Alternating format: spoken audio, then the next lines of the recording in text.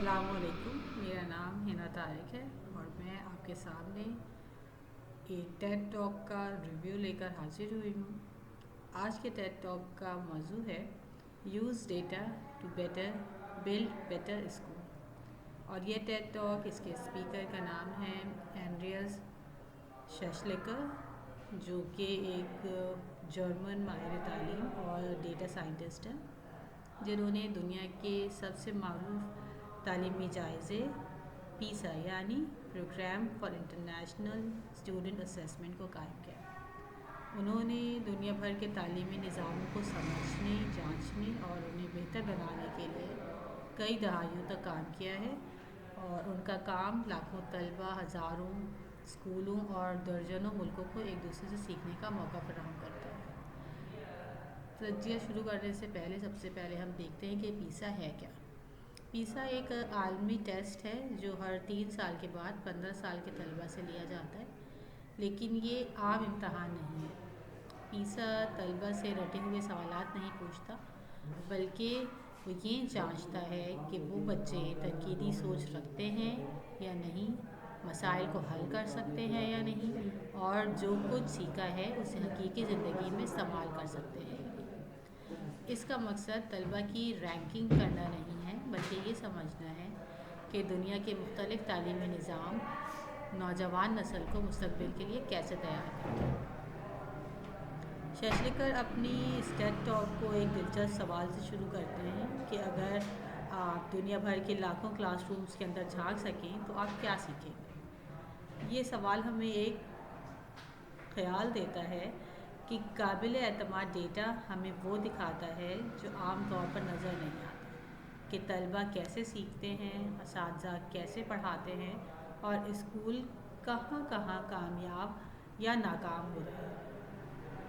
وہ کہتے ہیں کہ تعلیم اکثر سیاست، روایات اور ذاتی تجربوں کے اثر میں ہوتی ہے، مگر بہترین نظام بنانے کے لیے صرف رائے کافی نہیں ہوتی، اور ہمیں اسکولز بہتر بنانے کے لیے سچائی حاصل کرنی ہوگی، حقائق جاننے چاہیے اور ڈیٹا چاہیے، اور یہی پیسا فراہم کر رہا ہے۔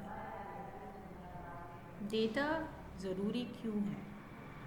ڈیٹا محض مقابلہ کرنے کے لیے نہیں ہے، بلکہ سیکھنے کے لیے ہے۔ کچھ ممالک، اگر ہم پیسا کے کئی حقائق کو جانچیں تو ہمیں یہ پتہ چلتا ہے کہ کچھ ممالک کم اخراجات کے باوجود بہترین نتائج دیتے ہیں، کچھ جگہوں پر پسماندہ طلبہ بھی بہترین کارکردگی دکھاتے ہیں، اور کچھ نظاموں میں ٹیکنالوجی یا عمارتوں سے زیادہ استاد کا معیار اہم ہوتا ہے۔ ڈیٹا ہمیں اندازے چھوڑ کر حقیقت دیکھنے میں مدد دیتا ہے۔ شیشلیکر ان تمام ممالک کی مثال بھی انہوں نے دی جو کہ تعلیم میں دنیا سے آگے ہیں، جیسے Finland, Singapore, Japan, Canada. ان کی کامیابی محض اتفاق نہیں ہے، بلکہ ایک مضبوط اصولوں کا نتیجہ ہے۔ یہ وہ اسکولز ہیں جہاں پر بہترین اساتذہ پر سرمایہ کاری کی گئی ہے، اور وہاں پر اساتذہ کا پیشہ عزت والا ہے اور انہیں نہایت عزت کی نظر سے دیکھا جاتا ہے۔ اساتذہ کو بہترین تربیت فراہم کی جاتی ہے، ان کی رہنمائی کی جاتی ہے، اور سیکھنے کے مواقع بھی فراہم کیے جاتے ہیں، اور اس کے ساتھ ساتھ اساتذہ پر پابندیاں نہیں لگائی جاتی، انہیں آزادی دی جاتی ہے کہ وہ کلاس روم میں جدت پیدا کریں۔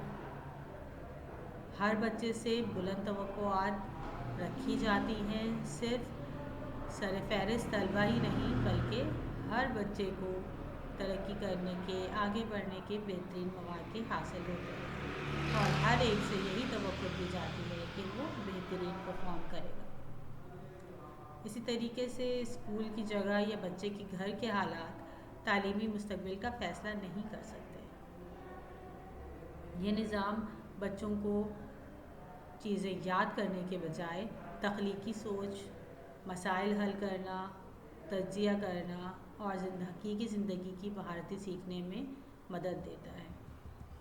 ہمارے ہاں رائج کمزور تعلیمی نظاموں میں اکثر صرف یاد کرنے پر فوکس کیا جاتا ہے، پرانے طریقۂ تدریس اختیار کیے جاتے ہیں، اساتذہ کو کم اختیارات دیے جاتے ہیں اور امیر اور غریب اسکولوں میں واضح فرق موجود ہوتا ہے، جہاں پر نئی تبدیلیوں سے مزاحمت کی جاتی ہے اور صرف پیسہ ہی لگا دیا جاتا ہے لیکن طریقہ درست نہیں کیا جاتا۔